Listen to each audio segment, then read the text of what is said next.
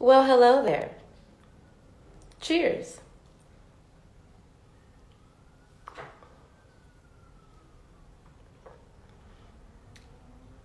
Well, hello everyone. I see Jeff, I see Jessica, Gail, Mary, Jermaine, Amanda, Ian. Hey, Ian. Thanks, sis. Mwah. Hey, Nikki, cheers. Reverend Rose says cheers right back at you. And everyone, welcome to the Champagne Ministry, where we get lit, talk shit, and feel the spirit. Spiritual conversations over libations. I'm Reverend Rose and bitch. It's time we talk to some models over martinis today. Ladies and gentlemen, friends, foes, and hoes of the Champagne congregation, as you enter the sanctuary, please find a comfortable place to sit, relax, and refresh your soul. The topic of today's show is models over martinis. So if you have not yet poured your libation, please do so right now. Now, okay? As you know, we begin every sermon with a champagne processional sung by the choir, and today is really no different. So I'd like you to please get ready and prepare for the champagne processional. Now, the processional is designed to get us into the vibe, the mood, the essence, the mind state of the show, which is models and martinis, okay? So I would like you, as you listen to the music, to be pouring your drink, to sip on it, to be thinking, meditating, drinking, living, giving, praying, slaying, and all of the above, because that's what I'll be doing, darling. Are you ready, choir, for the champagne processional to begin? I think that we are. And, choir, take it away. There was a little black girl in the Brewster Projects of Detroit, Michigan. At 15, she was spotted by an Ebony Fashion Fair talent scout, and her modeling career took off. You better work.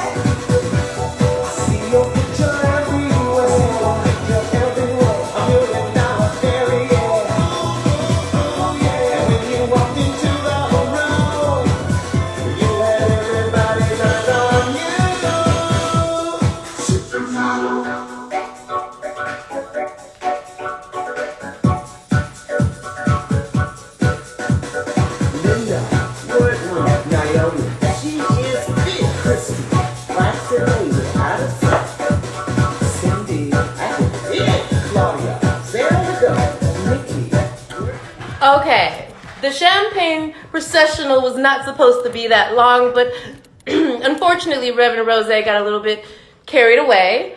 I apologize for that. Reverend got overheated and a little excited. I see all the comments coming through, all the love. Thank you, Nikita. I did a wave that's going to give me a lot of split ends, but I do it for you. That's who I do it for. Now, if you are just joining us, first, I would like to thank you for joining the Champagne Ministry. Welcome to Champagne Ministry, where we get lit, we talk shit, and we feel the spirit, honey. It's spiritual conversations over libations. I'm Reverend Rose, and bitch, it's time that we talk to some models over martinis today. Now, if you don't know how Champagne Ministry works, it's very simple. We get lit, which means we talk about the good. We talk shit, because we gotta talk about what's problematic, boo. And we feel the spirit, because at the end of the day, we believe that everything that happens in life is spiritual in nature. So today, we're talking to some models over martinis. I want to know about that model life, don't you? We have 3 guests on. The first one is the very, very fabulous Miss Jermaine Nichols. Now, let me tell you a little something about her. Some of the clients that she works for as a model are Nordstrom, Gap, Kohl's, Good American, Skims, Lane Bryant, honey, name it, she didn't, okay? So we are going to welcome her to the ministry. I see all of your comments. Hi, Jen Perry. Hi, Cece. Hi, Chris. Hey, Jeff. Hello there, ma'am. Hey, girl. How you doing?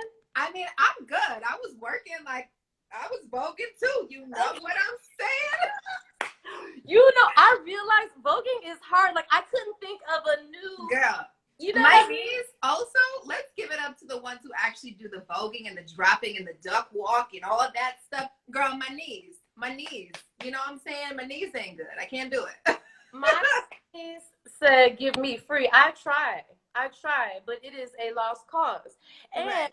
let's give it up to the queens and the culture that started voguing and Yes. all the popular culture that Yes. that everything we do today, Absolutely. is the Black, Puerto Rican, everything we do is Black culture, first of all. The gay, you know, trans, bi, I don't know, what are the words? LGBTQIAX, all of that. Yeah. You know, I'm in the community too, and honestly, they keep adding letters every 2 seconds, so I'm not even really sure, to be completely honest. Okay, that helps me. And here's the thing: a lot of times people are like, oh, "I'm so exasperated." They keep changing the name, but it's really like going through a civil rights movement, and in that time, you are forced over and over again to re-identify yourself, to explain yourself, to fight for your cause. Just like with African Americans, you know, it could be Black, it was Negro at one time, it was colored, right? So, you know, as a group, these, you know, this is what happens, right? Right. And so we flow with it and go with it, but we give ultimate credit to where credit is due for much of the spirit of this entire country, honey. Yes. Everything. So, Jermaine, welcome. Thank you. I'm so glad to be here. First time on the Champagne Ministry. So I I got my first libation. time. I'm ready. I hope it's the first time. Wait, let me see that glass. Hold on. Hold that. Beautiful. Vintage glass. That's You know? gorgeous. Cheers. Thank Everybody, you. let's Cheers. This is I my don't do glass. martinis, so I had to just do a little whiskey on the rocks. Oh, yes. perfect. That's The martini. beautiful. This is like ice in this thing. I hate this thing because I knock it over. It's terrible, but okay. Well, it's beautiful, though. It's a great glass. I love it. Thank you. It's a vibe. It's a vibe. So first I want to get lit a little bit because the idea of being a professional model, obviously in the eyes of like a non-model, it sounds so glamorous and interesting and amazing, right? So first I want to know, what kind of modeling do you do? Is there like a name for your specific type of modeling? I mean, what I'm considered, I guess you can say, in the industry is that I am a plus size model, what they consider plus size model. One thing that people don't know in terms of modeling is that plus size model is actually anything that is a size 6 and up. So, yeah. So I'm a plus size then. Wow. All that ass, girl. Yeah. Okay, that's Wow, that's so interesting. Anything above a size 6, that tells you something right there, right? Yes, Why do we a have lot of changes the industry definitely needs to start making because it's crazy. It's crazy. that shows you right there just in the sizing. If you're above a size 6, you're considered plus size. You're considered out of the norm, right? Which is absolutely not true. Right. But I mean, many Well, of I'll say that's just for modeling. So it's not obviously in terms of regular women. regular Like, people. you know, I think the average size woman is either a size 12 or 14. So like just in terms of the modeling industry, they're saying that because it all is based off of sample size. So sample sizes usually for the straight size models are anywhere from like a 0 to 2. And then you have like those girls who are kind of in between. A lot of them do lingerie or they do like athletic stuff, like if they're more like fit. And then there's plus. So Got it. But the reason why, see, it still affects us, even though as a size like 8, sometimes 10 myself, it still affects me. If a regular model can only go up to size 6, and I look at models all the time, every time I shop, every time I go on Instagram, then Yep. I think I am outside of the norm and therefore need to lose weight, which I always Right. think I need to do. And that's what me and my friends like always talk about. So even though that's the standard for models, we are comparing ourselves to the models, and that'll be affecting us. You know what I'm saying? Yeah, which I actually think is so crazy because I mean, I look at you and I'm like, oh my God, girl, you're perfect. Don't lose not an inch. Keep all them, keep it. Keep the curves, keep the booty, keep the tit, keep it. Just keep it all. Keep one. No, keep both, girl. Okay, keep both. Okay. Yes.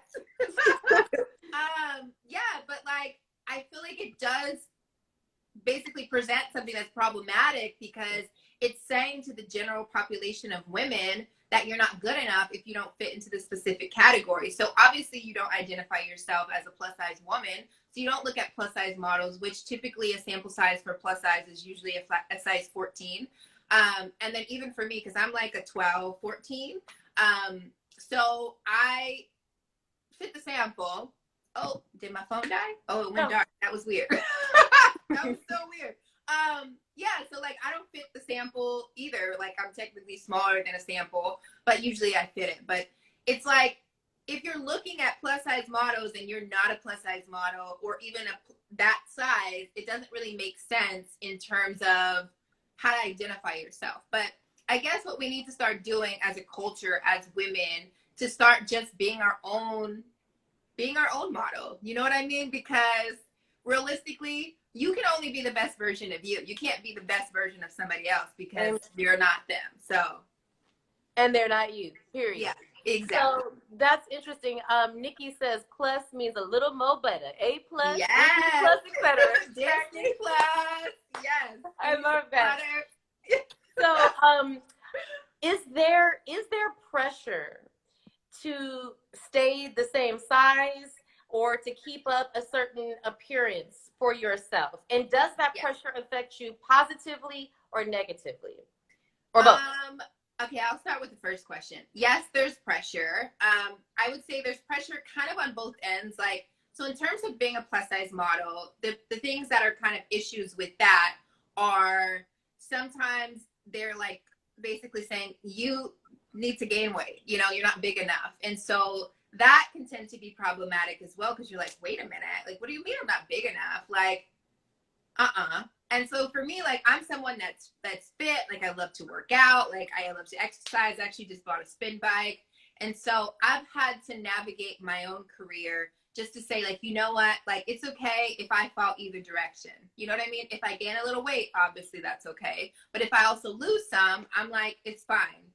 Also a little secret in terms of modeling, especially for plus models, is that sometimes when they do fit in that more small spectrum, there's this thing called padding. So if you're like your size, you could easily model, but because you're not a sample size, so you would need to pad. So that would mean that you would wear like a padded suit underneath the clothes in order to fit the sample. Wow. Yeah.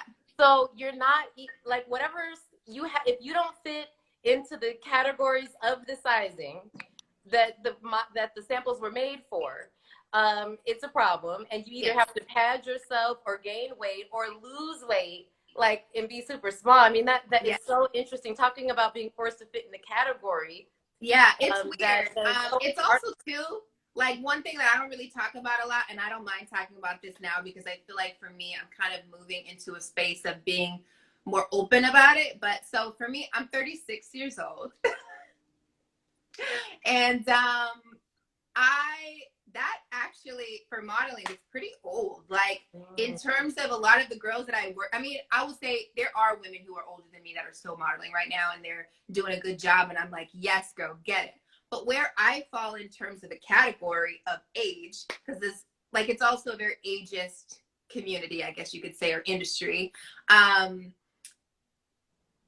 not 26 years old or 24 years old like most of the other models that I work with, and like I literally do not like we don't really see eye to eye on things, you know. Like obviously I've lived a lot more life, like a decade more than half these girls, and so yeah, like half of our problems are just not the same. And so yeah, like I feel like in terms of age, it can be an issue or a problem because it's like, oh, well, you're not 26 like these other girls. But then they start thinking, well, oh, I can't shoot a younger junior brand because of my actual age. But in terms of looks, I don't look 36.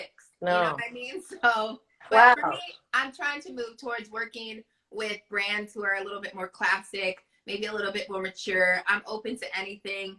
Your girl just cares about a check. Keep the check coming. Yeah. So another question for you. Do you feel like modeling, creates these expectations for people that we, try to live up to, whether it's plus size or undersized or whatever you call it? And do you see that, or do you think that it creates these expectations and insecurities? And do you compare yourself when you see ads and with models? I'll answer the last part first. I don't compare myself, like maybe in my younger years, because I actually started modeling originally when I was in my 20s. So that was quite some time ago. But now I feel like the older I get, the more that I love and know myself. I compare myself to myself. Like the only competition I have is me. I don't need to look at a magazine and say, oh my God, that girl's booty is so much better than mine. I'm like, yes to her booty. I hope she didn't pay for it. I hope she just worked for it naturally like the rest of us. You know what I'm saying? Or just rock with whatever 90s, because I got a 90s booty. You know what I'm saying? Like, because the girl, if you look back at okay, so this is what I always say. So I have a 90s booty. So if you look back at like rap videos or like video girls from like in the 90s or even early 2000s, those girls didn't have these big old donkey booties like they got now. I mean, they did, but it wasn't like these crazy duck truck things. They were natural back then. Yeah, it was like their natural booty, their natural body. They weren't, I'm down for a 90s booty. We don't need that crazy surgery booty. No, like I don't mean to, my friend that just joined with the first initial B, I don't want to embarrass her, but she has one of those big booties. I've seen it.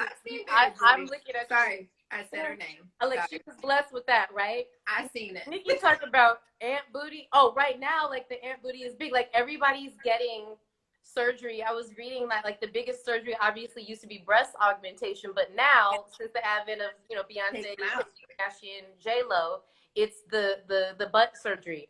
And while I consider myself to be a confident person, I have to admit that I do sometimes compare myself to all the girls on Instagram that have had, breast, surgery. They take the fat now out of the waist and put it in the hips and the butt. And sometimes I look at myself now and I'm like, wow, like I can't, that's boom back bit. Like, you know what I mean? And girl, but I'm like looking at you. If y'all, wait, I need you to just stand up because they need to see this boosty. I need you to stand up, do a twirl, and sit back down. Do it real quick. Go ahead. Go ahead. Go. No, ahead. I have on sweat. Show them. Yes, girl. Yes. I can't spin around because I sprained my ankle, but I have on sweatpants. I look a fool. Okay, down from the waist down. We only need to see what's happening from here up. It's good. You bomb, girl. Thank you. Don't let anybody or anything outside of you your man, your family, Yeah. or any of those people, if they're not like appreciating you for all that you are, fuck them. That's right. That's Now, what I say. okay, they don't deserve you. If someone doesn't want you, they don't deserve you. Now, question in the Yes. comments, I want to know, do any of you guys compare yourself to models or like Instagram models or print models, or like, does anybody else kind of compare themselves, or is it like literally just me? It can't be just me. I hope. Is it just me? Am I by myself? Let me know. Gail said we have to remember that they paid for what you naturally have. Yes, Yeah. that's very true. Yeah. Yep. Well, my next okay, Nikki said thank you. So I'm not alone in that. Nick says you're both perfect. Thanks, Aaron Boo says Boo. they look unnatural with fake surgery, but phony surgery, but exactly. My next question that leads me to, we just kind of got into a little bit of criticism of like, you know, the industry, but I want to talk very quickly. How did you get signed and how did you get into modeling? I have a lot more questions, so keep it real short. Yes. Okay. I'm gonna try to keep this really short because this is a very long story. Basically, I originally was gonna do America's Next Top Model. I signed up, went to the open casting call thing with everybody else, and I got picked to do the show. And honestly, I didn't really like how they were spinning it in terms of like me, like how they wanted to portray me on the show. And so I kind of was just like, nah, I walked away from it. But then at the time I was doing makeup, because that was my first career, was a makeup artist. And so, yeah, so basically after that, I had a friend of mine who kept trying to get me to do it. Like, you should model. And I was like, no, it's fine. Like, it's okay. I like being behind the camera. He was a photographer. He's like, it's okay, Jermaine, let's just play. I'm going to take some pictures of you. All you got to do is take these to an open call or send them to an agency and just see what they say. And I'm like, all right, cool. So basically I did that. That's actually a really long story too, of even me going to an open call, because I had no idea even what that process was. It's like you basically walk in, kind of like a big cattle call type thing. Girls have their books, they put them down on the table. Well, this is how they did it back then. A lot of agencies really don't do that anymore, but at the time they did. So, yeah, so basically I was the only one that got picked that day to go back and talk to the agent. It's a really long story. I had like a whole Walgreens envelope. Like, your girl didn't know what the hell she was doing. I just printed my pictures out at Walgreens. Like, I didn't have a fancy book like everybody else. And it was funny because even when I pulled out my pictures, like, one of the girls laughed at me, and I was just like, oh, okay, well, whatever, girl. And then it was great because then the Plus agent was like, hey, like, are these yours? And I'm like, yeah, they're mine. And he was like, yeah, I would love to come and talk to you. So then I was the only one that got brought back. And I was kind of like, bye. So yeah, that's basically how I got started with modeling. I had a lot of other people telling me, you should model. And I was kind of like, no, for quite some time. And I kind of like dipped and dived into the industry. Like, I was in it and then I stopped. And then I was in it again. And I've been in it for like the last almost 7 years now, full time. Wow. Yeah. Now, you talked a little bit about like the audition process. How do you deal with rejection? Because I know, you know, it's not typical that you would get every job you go out for. I'm sure there's a lot of rejection. How do you deal with that and not take it personally? Woo! It's really hard. It's something that I feel like I still constantly work towards, because sometimes it's not even me. Sometimes it's nothing that I quote unquote did wrong, you know, because whenever we think of rejection, we always think like, oh, it's something I did wrong. It's something about me that's not quite right. Maybe they were actually looking for a blonde hair, blue eyed girl, but they sent out a casting for pretty much everybody, you know? And so I didn't get picked for that job because they were actually looking for a blonde hair, blue eyed girl, but they want to see everybody just because maybe they want to throw a black girl in there. You know what I'm saying? Mm-hmm. So I have to remember those type of things. And then also too, I try as much as possible to literally live my life like this. Like, focus on my own stuff, the things that I've done that are super amazing. Because I've booked some really dope jobs over the years. And like, there's certain times in this career, especially even when I did makeup as well, because I'm a freelancer. So as a freelancer, I'll say, there's ebbs and flows. There's times where you're working a lot, like crazy, and you're like, oh my God, I'm so exhausted. I just want a vacation. And then there's times where you're not working as much or at all. And you have to really put all of everything that you've done into perspective and just say like, you know what, it's cool. Like, I'm still dope as shit. People still love me. So I have to, like, it's a constant ongoing thing for me just in general, to be completely honest. Like, I, even now, like, obviously with this year of 2020, it's been really bananas. And like, I have not worked anywhere near as much as I've worked even when I first started modeling, you know, like it's very slow right now. I can imagine. I can imagine. Nikita says so much goes into casting. All you can do is go in there, leave it on the stage, and keep moving. So she's referencing that tunnel vision where, you know, you can't take it personally, even though sometimes you may. But I like what you said about having tunnel vision, not focusing on other things outside of you, not focusing on what you can't control, but focusing on who you are, what you do, and keeping that where your attention is. Sorry, not to cut you off, but I'll actually even say one of the biggest things that helped me with my career in terms of modeling, and then even commercials too, because I actually do a little bit of acting. Well, not acting, I would say commercials. Whenever I go into a casting and I am fully germane, 120% unapologetically myself, I always book the job. Wow. Yeah. It's whenever I get nervous or I'm trying to be something that I'm not or whatever, like it's usually when I am myself. If a Black girl is what they're looking for, I book it. So. That is, I was going to ask you, is there a spiritual lesson in modeling, which we might get to, but that hit me as a spiritual lesson right there.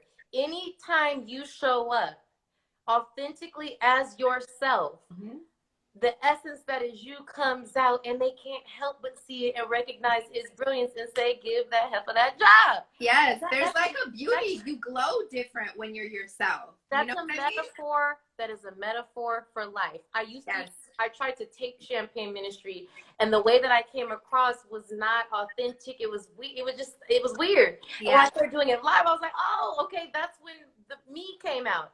So it's so interesting. The power of showing up as who you are. That's undeniable, right? Definitely. You mentioned, you know, if they're looking for a Black girl, like you would get the job if you show up authentically. I'm seeing so many more Black models and women of color on these runways. Are you seeing that? How do you feel about it? Is it a genuine culture shift, or is it just something for the moment because it's cute right now? I'm like, how do I answer this? I feel like obviously Black women have been around for a while. They've kind of thrown one of us here and there.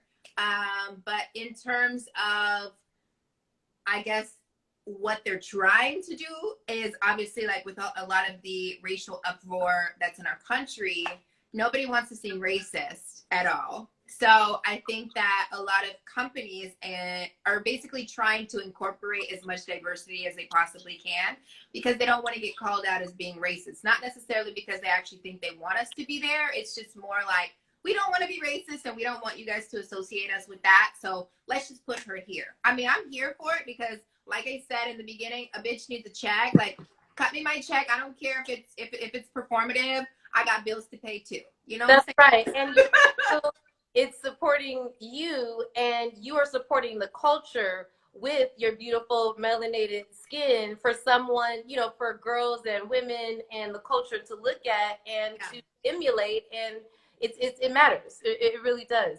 Yeah. Is there a spiritual takeaway from the modeling industry or from what you've learned in the modeling industry?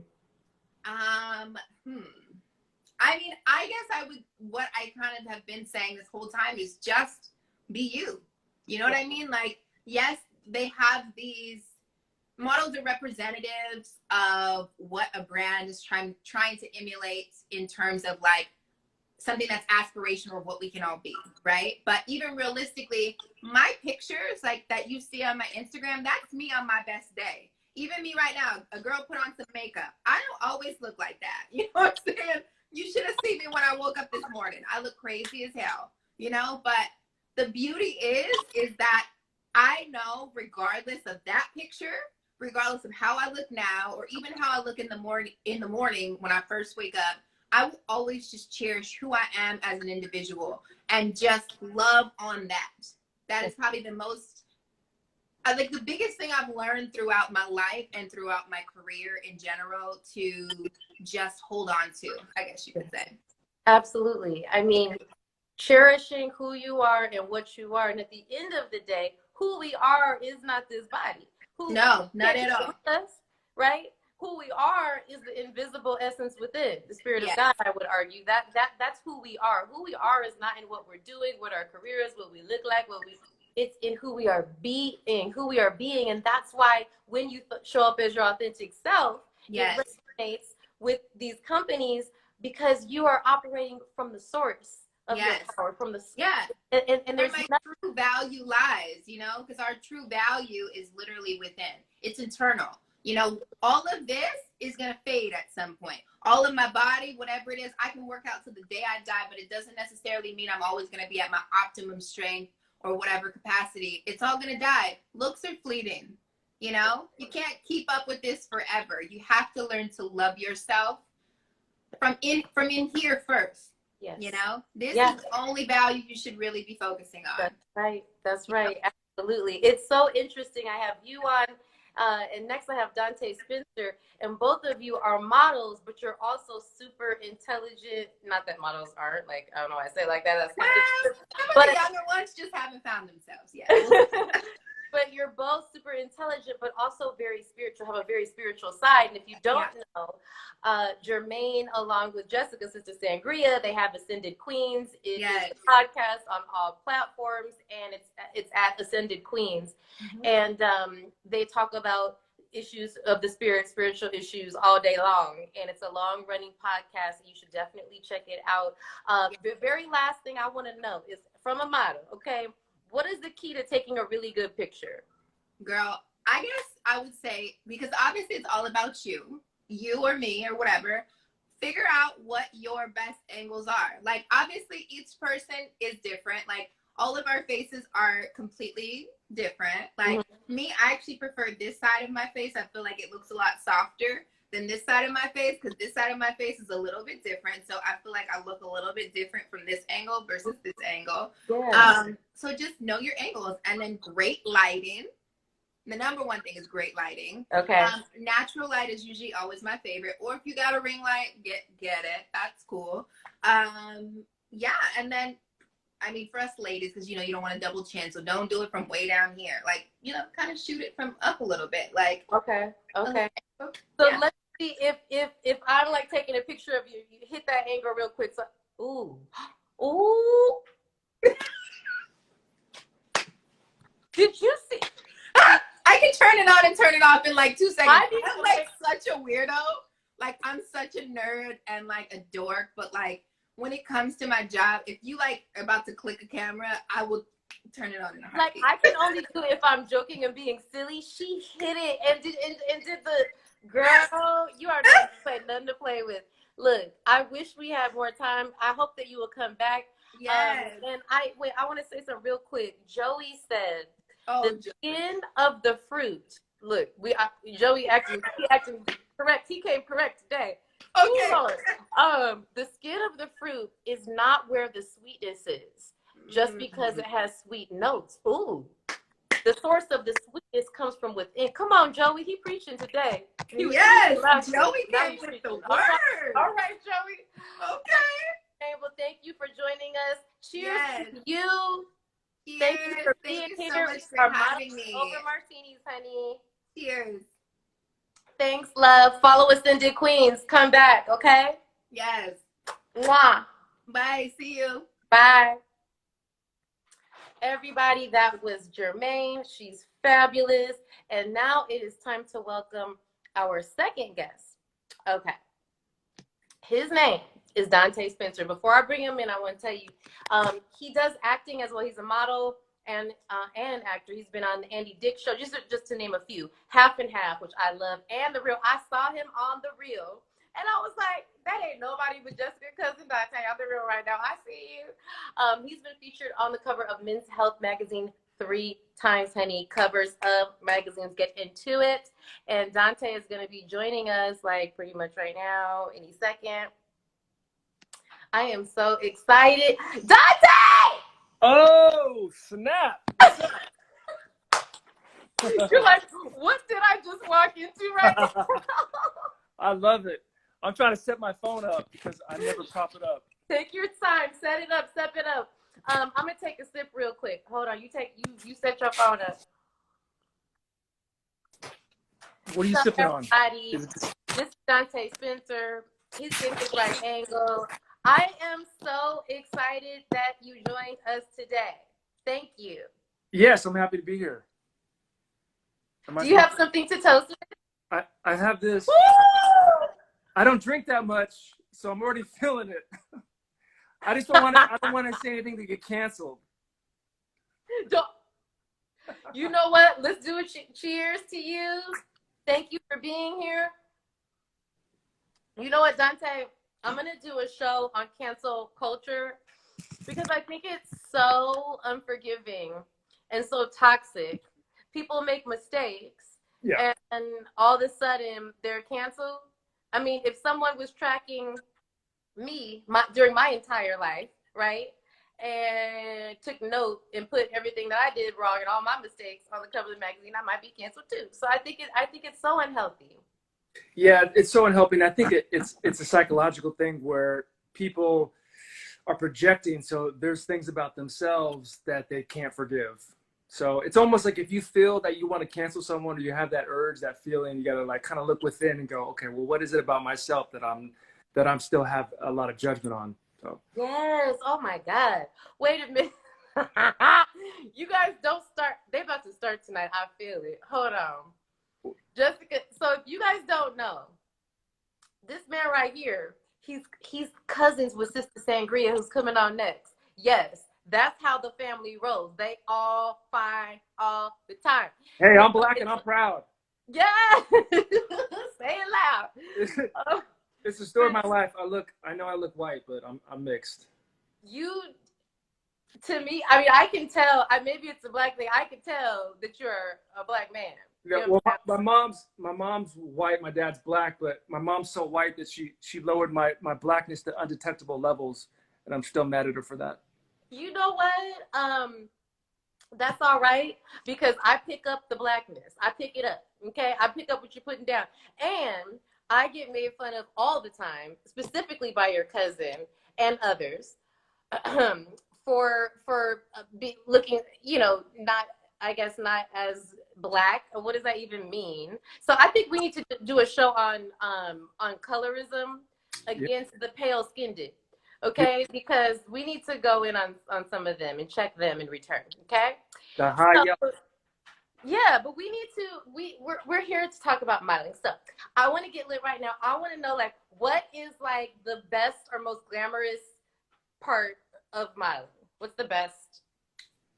Well, I think it's different for everyone. The reason why I've enjoyed the jobs that I've done is because usually they're only one day or a couple of days and then you're done. So it's like every job is like a new thing, a new event, rather than like the monotony of doing the same thing over and over again.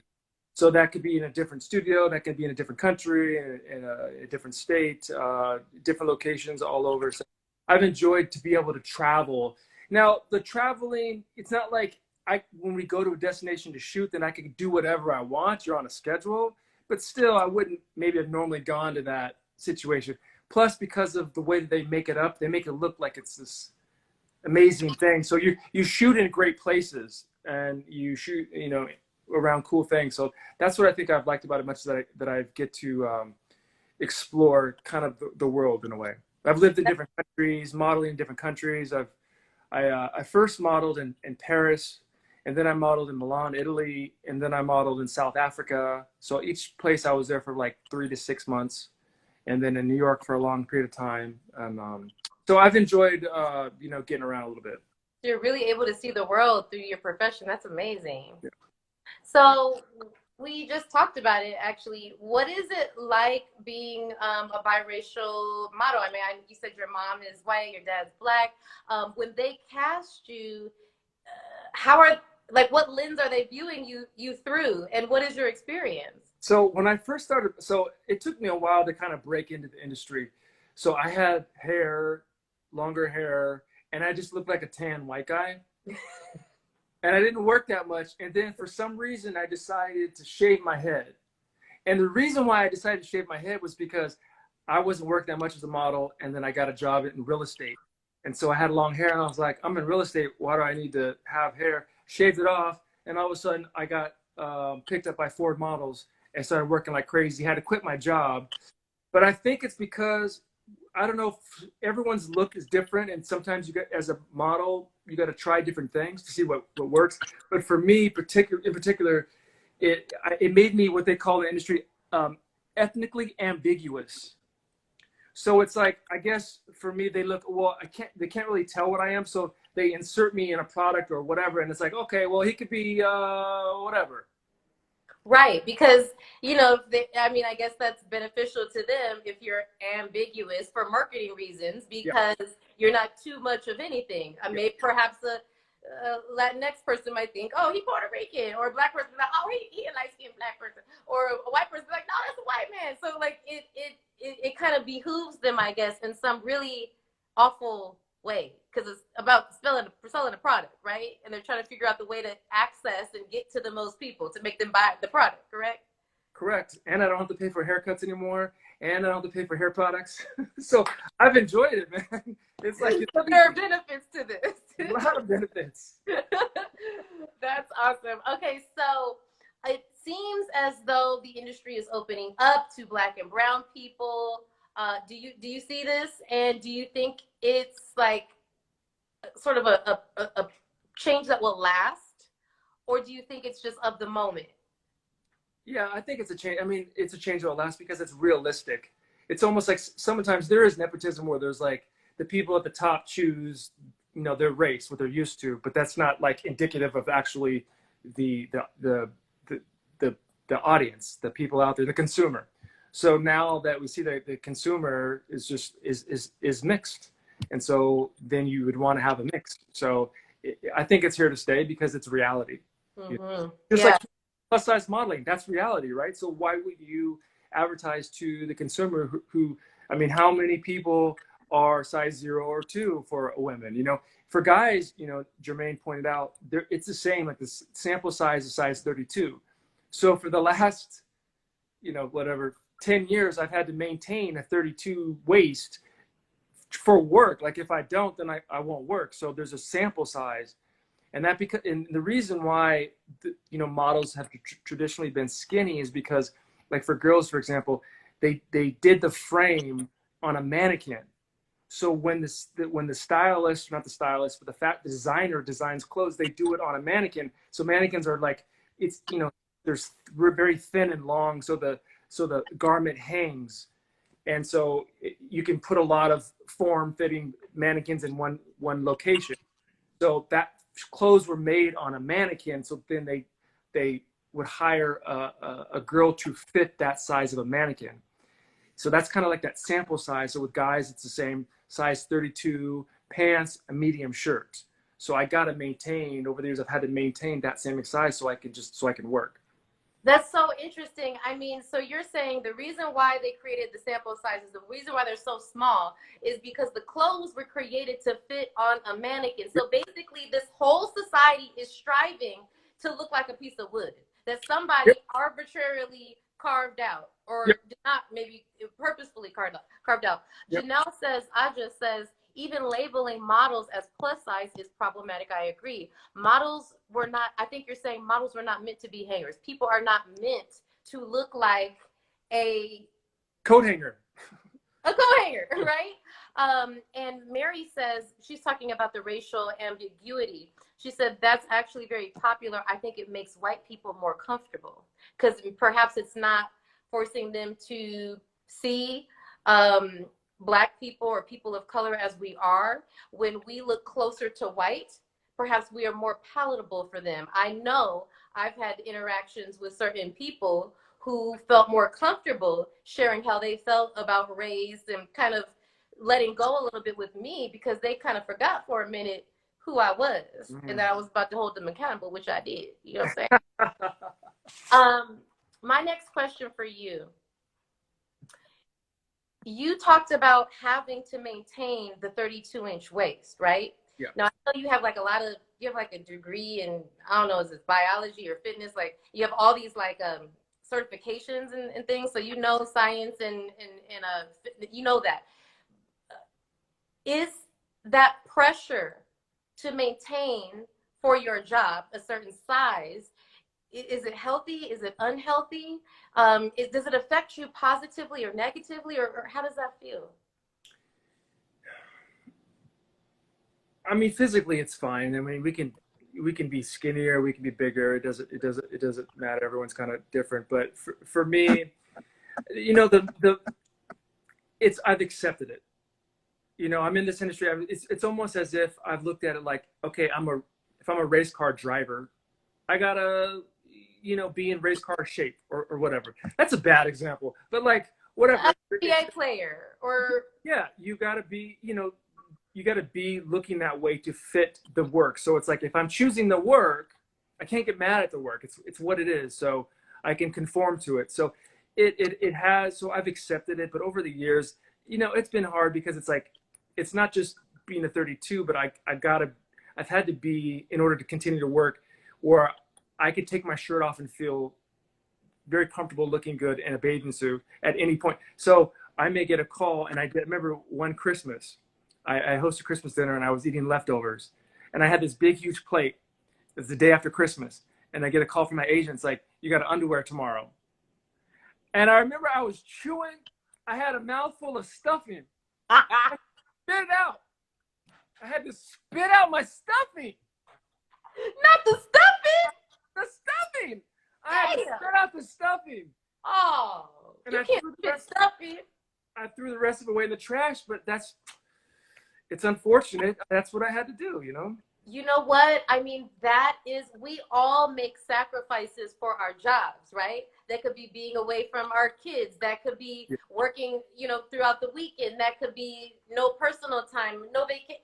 You know, there are sacrifices that we all make. So I want to remind us of that, because we might be like, oh, he had to spit out. He couldn't even eat the stuff, and that's crazy. But a lot of us make crazy ass sacrifices. A lot of us sacrifice our lives, enjoying our lives for a job, right? Yeah, right. I chose it, so I got to take responsibility for what I chose. Otherwise, I could leave the industry and do something else. That's right. It's not like a victim mentality. This is what is required in this industry. It pays my bills. I travel the world. I live life. I'm a modeler, honey, and that's what it requires. Right. And all jobs require something of us. A lot of times that we don't want to sacrifice, but we do. Right? Okay. So my next question is: it's so interesting. Well, no. I want to do this one. Do you feel like modeling creates expectations for us that we're all like feel like we have to live up to, that we can't necessarily? Yeah, for sure. Especially like, you know, younger kids and teenagers. But I mean, hopefully people are starting to understand that, like Jermaine said, that's not how you wake up. That's not how you like it's almost like to get that, like, I think it was like the cover of Sports Illustrated, like swimwear, like it takes like, you know, 5,000 shots just to get that one image. So it's so much is involved, so much lighting, so much retouching, so much everything. So if you're a person who's not understanding that, it can be problematic. But I look at something and I know what's up. Even on Instagram, I mean, it's like I could tell. I know what went into it. It's not real to me. Even Instagram posts, it's not real. I know what it takes to get that. I know what it takes to look happy in a moment. You know, it's contrived. I probably see more into it than other people, but I see it and it's fake. There's nothing wrong with it, but it's fake. So the expectation, you know, hopefully is starting to dissipate a little bit when people really understand that it's not real. It's not true, organically real. Wow, that's like a movie. You ever see behind the scenes in a movie? It's like, it's not real, you know? Right. And the truth is that there will always be things that are real. You might hear your favorite rapper rapping a song and say it's a freestyle, but a lot of people don't even freestyle anymore. Or you might hear WAP on the radio and you're like, "Ooh, my kids should listen to that." It's not. There will always be influences out there, but it's up to you and I to determine what is real for us and what resonates for us and what we accept for ourselves and what we don't, or what we allow to affect us and what we don't, right? So my last question for you is, well, comment first. it's so interesting. Both you and Jermaine are models and also super spiritual and interesting people. I believe you have your master's degree in spiritual psychology, and are you a candidate for a PhD too? Yeah, yeah, yeah. I have a master's in spiritual psychology, and I'm getting my um, PhD in clinical psychology to be a psychologist. That's amazing. But it's, Um, interesting. I wonder how much of me trying to do that is to prove to myself that I'm not a dumb model. I really think about that because it's like so much of our work, and it's just the nature of it is very superficial. is what Superficial? superficial, but it's like you don't use much brain power. You really don't. So I think I've entertained myself and tried to overly educate myself and do things to, I don't know, make myself be smarter or seem smarter or challenge myself in ways that my job is not doing.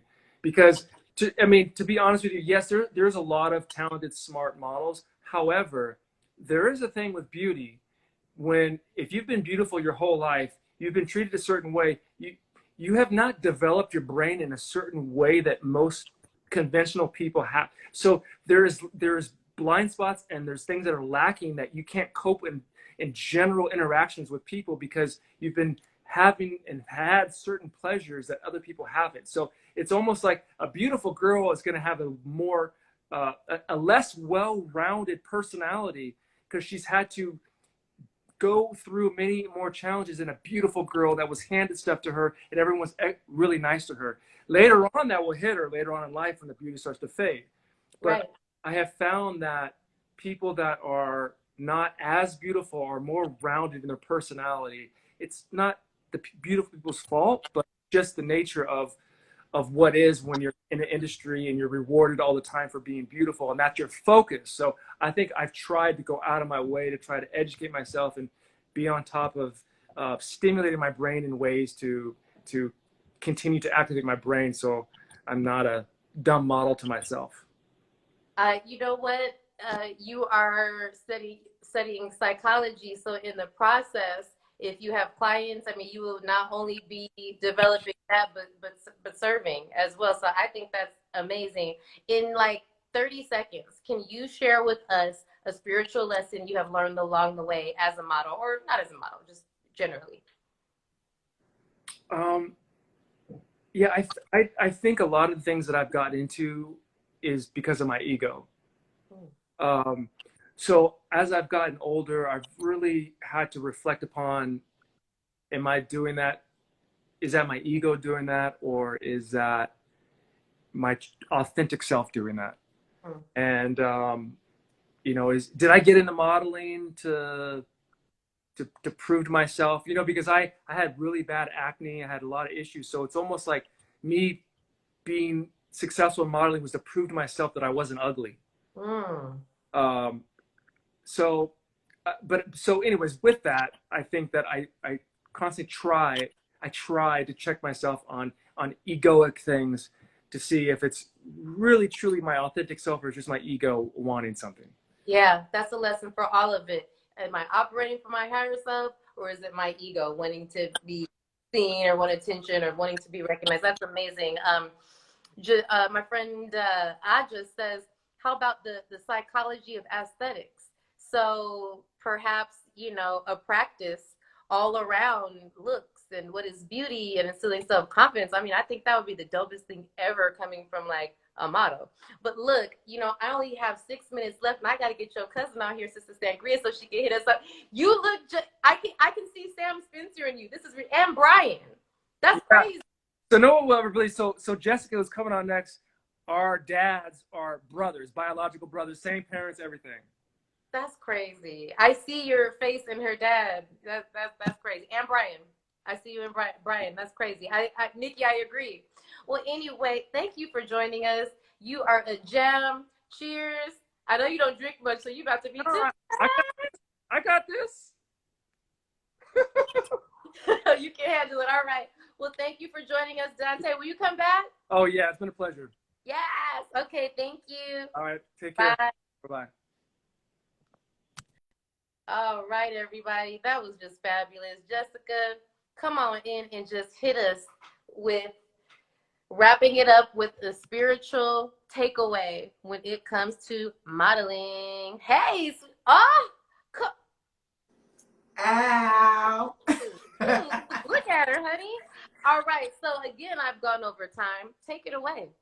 We're good. I mean, I don't know. There's not, first of all, I love Jermaine and I love my cousin. He has such a sweet, like, this is just no joke. He is one of the kindest, most humble, sweetest, generous people ever. Like, I he's feel like just, it runs in the family. All of you are like that, literally. well, and we're tall. Beautiful from the inside out. Brilliant. I'm saying. Thank you. Tall and not that. But I think the beauty of this is the multidimensionality that we all embody, and then being able to not just be successful in one realm, right? But just to really delve deeper into themselves and continue to study, continue to grow, continue to give. Both of them, what they're doing is giving. Jermaine with podcasting and workshops, and Dante as well with spiritual psychology, and obviously wanting to do that to give back.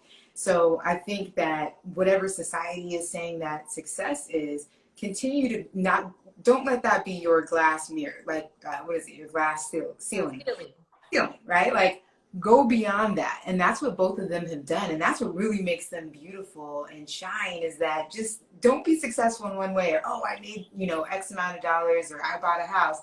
Continue to delve deeper within yourself, like Dante is doing, and Jermaine. And I think that it's a beautiful, beautiful thing, because that is what is going to leave a mark on this planet, is really what you gave and what you embodied and the energy that you brought forth. And obviously that shines through on the camera, but just interacting with them, Dante, he's just such a beautiful spirit, like I said, and he's a blessing. So it's good to know and see that they're delving deep, and that they're multifaceted and multidimensional beings. Is there, like, when it, modeling could be considered, I mean, it's about looks, it's about the surface, right? Yeah. My question is there a spiritual lesson or a takeaway from modeling, from the act of looking at the physical and not necessarily the other side? Now, they have developed the internal intelligence. They do that, but not all people do.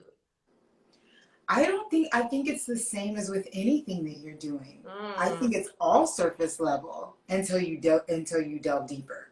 Okay. Just because their job is in front of a camera and the audience or the consumer is perceiving them a certain way, that's yours, not theirs. That's for you to take ownership over the way that you are viewing them through your lens. Other than that, it's just a job just like anybody else's. So that's so dope. What an artist or a person does is what they do. How you receive it is your job and your responsibility. Yeah.